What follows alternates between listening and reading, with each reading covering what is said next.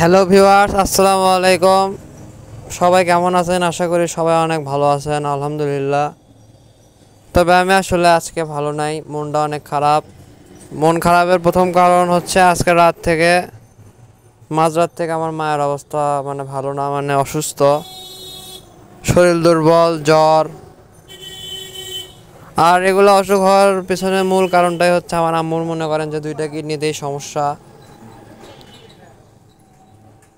আসলে বয়স হয়ে গেলে অসুখ বিসুখ মনে করেন মানুষকে ঠেসে ধরে, এটা বাস্তব কথা। তো আমার মায়েরও বয়স মনে করেন অনেক হয়ে গেছে। আর এত অসুখ বিসুখ নিয়ে যে কেমনে সে চলে সেটা এক আল্লাহ ছাড়া কেউ জানে না। অনেক শক্ত একটা মানুষ আমার মা। যাই হোক, সবাই আমার আম্মুর জন্য দোয়া রাখবেন।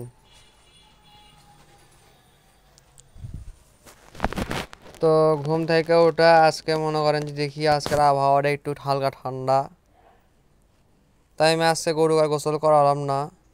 জাস্ট ওই গোয়াল ঘরটাকে পরিষ্কার করছি, করে মনে করেন যে দুই গরুকে আলাদা করে দুই জায়গাতে খাইতে দিছি। তো একে দিছি বাইরে খাইতে, কারণ মনে করেন যে আমার গোয়াল ঘরের সাইজটা একটু ছোট।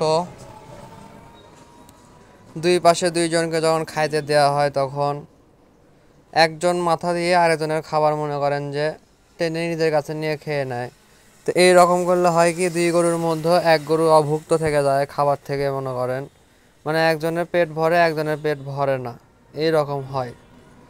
এই কারণে আমি দুই গরুকে দুই জায়গাতে খাইতে দেই। আল্লাহর রহমতে গরু দুইটা খুব ভালো আছে। তো আজকে গোসল করে দিলাম না, কালকে গোসল করাই দিব। শুধু আজকে গরুর 4টা খুর, 4 4 8, দুই গরুর 8টা খুর আমি ধুয়ে দিছি।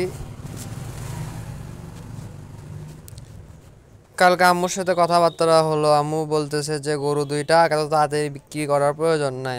আমি তো ভাবছিলাম যে কোরবানি ঈদের 15 কি 20 দিন পরে গরু দুইটাকে সেল করে আবার নতুন গরু কিনবো, এরকমটা আমার ইচ্ছা ছিল। তে বিষয়টা হচ্ছে কোরবানি ঈদের পরে মানুষেরা তো এই গরুগুলো কালেকশন করে, আমি মানলাম,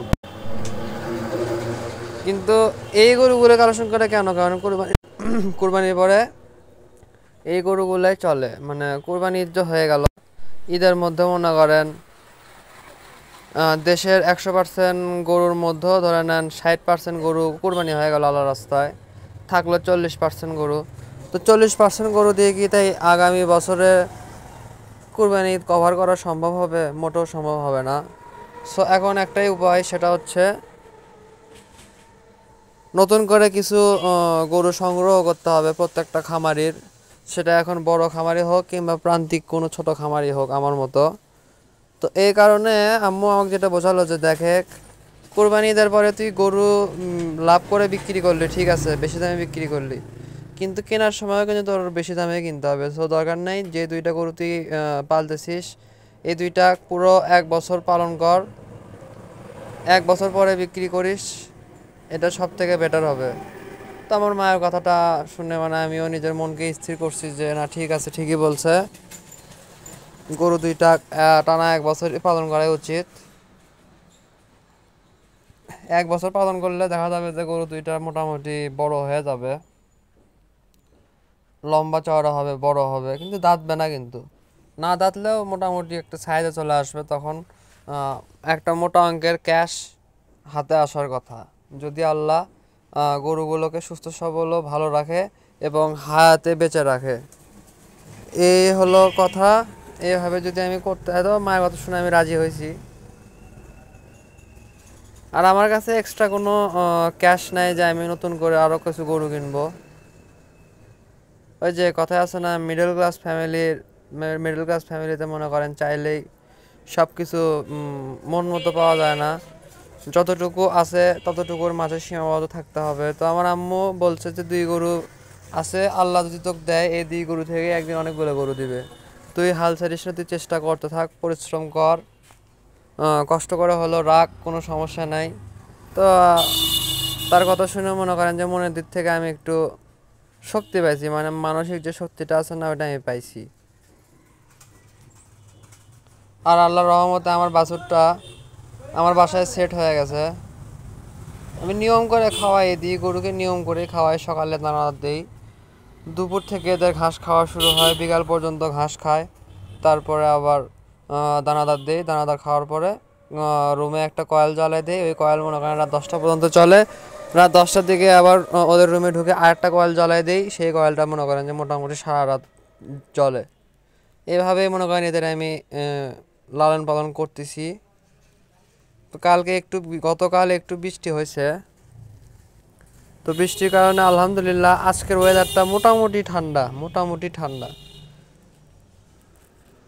এই জন্য আমি আর কি গোসলটা করাই দিইনি, যে থাক গোসল একদিন না করলে কোনো ক্ষতি হয় না। কালকে ইনশাল্লাহ গোসল করাই দিবনি।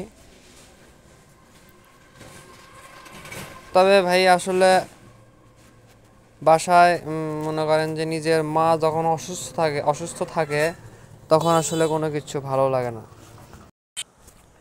মনে হয় পুরো দুনিয়া অন্ধকার, পুরো দুনিয়ার সুখ এক পাশে আর আরেক পাশে মনে করেন মায়ের অসুস্থতা, তখন আসলে কোনো কিছু ভালো লাগে না। একদিকে মনে করেন যে বাবা মারা গেছে, আর এদিকে আবার আম্মু অসুস্থ। মানে আমি সবসময় চিন্তা করি আমার যেহেতু বাবা মারা গেছে, এখন মাও যদি মনে করেন মারা যায়, তাহলে এই পৃথিবীতে মনে করেন যে আমার আপন বলতে আর কেউ থাকলো না। আমি একদম একা হয়ে যাব, আমার সব কিছু শূন্য থেকে শুরু করতে হবে। আর আমি তো মনে করেন ঠিক মতো মানে রান্না বাড়িটাও করা শিখিনি। আমার উচিত অন্তত পক্ষে ভাতটা রান্না করা শেখা, কারণ কালই যদি আমার মা মারা যায় তখন মনে করেন আমার নিজের রান্না নিজেরই করে খাইতে হবে। আর বর্তমান হোটেলের যে মনে করেন যে খরচ, হোটেলের যে যদি 3 বেলা যদি ভাত কিনে খাওয়া লাগে, একেবারে মনে করেন যে টাকা মনে করেন ভালো যাবে। তো সেই জন্য নিজেরই এখন সব কিছু শেখা উচিত। আর আমি শিখতে চাইলে আমার আম্মা আমাকে বকা দেয়, বলে তোর কেন এইসব করতে হবে। তো এই সব কিছু মিলাই এখন সবই বুঝতেছি, সবই বোঝা হয়ে গেছে, কিন্তু কি বলবো বলার মতন কোনো অপশন খোঁজা পাই না। এভাবে এখন জীবন পার করতেছি, জানি না কি হবে সামনে। সবে আমার আম্মুর জন্য দোয়া রাখবেন, যেন আমার আম্মু যেন অনেক বছর বেঁচে থাকে, সুস্থ সবল থাকে, ভালো থাকে। এটাই আপনাদের মাঝে আমার দোয়া চাওয়া আর কি।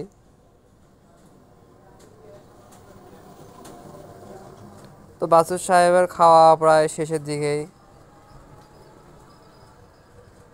আমার এই বাছুরের কালারটা অনেক সুন্দর হবে যদি বড় হয়, দেখতেই পারবেন। আমার 2 গরু তো ইনশাল্লাহ কিছুদিন পর মানে কিছু মাস পরে দেখলেই বুঝতে পারবেন যে আসলে কতটুকু চেঞ্জ আসছে। যাই হোক ভিউয়ার্স, ভালো লাগতেছে না, আজকের ভিডিও আমি এখানে সমাপ্তি করলাম।